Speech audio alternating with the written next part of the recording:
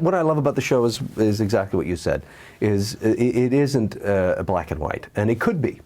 It could be in different hands. One could stick to the black and white wrestling format, and the writers, for whatever reason, and I love the reason, and I don't even need to find it, have chosen to dig a little deeper and explore us with ourselves a little deeper. And I think that's what's engaging about the show.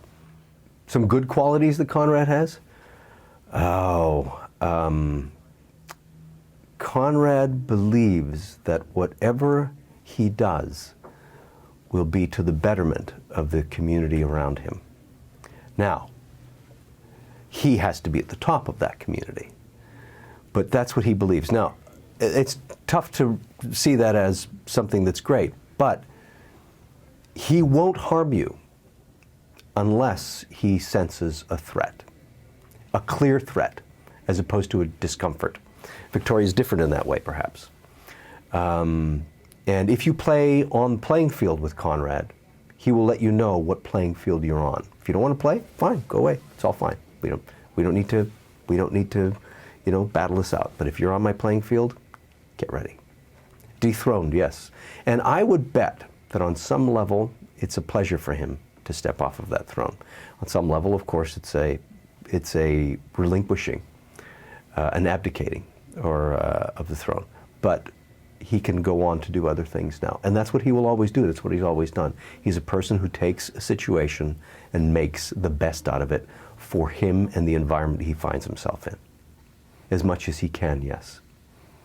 Unfortunately, or fortunately, or whatever, there is much between his love for Victoria and who he imagines Victoria is through the filter of who he imagines he is.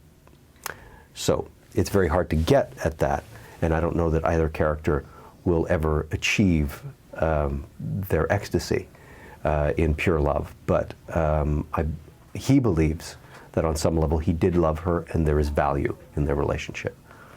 Oh, for sure, yeah. Oh no, at this point there's so much hurt that they actually enjoy the hurt. It's like a football player. Yeah, I got lots of bruises on that one. Oh, yeah.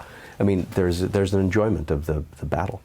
And they don't even know, perhaps, that they're enjoying the battle.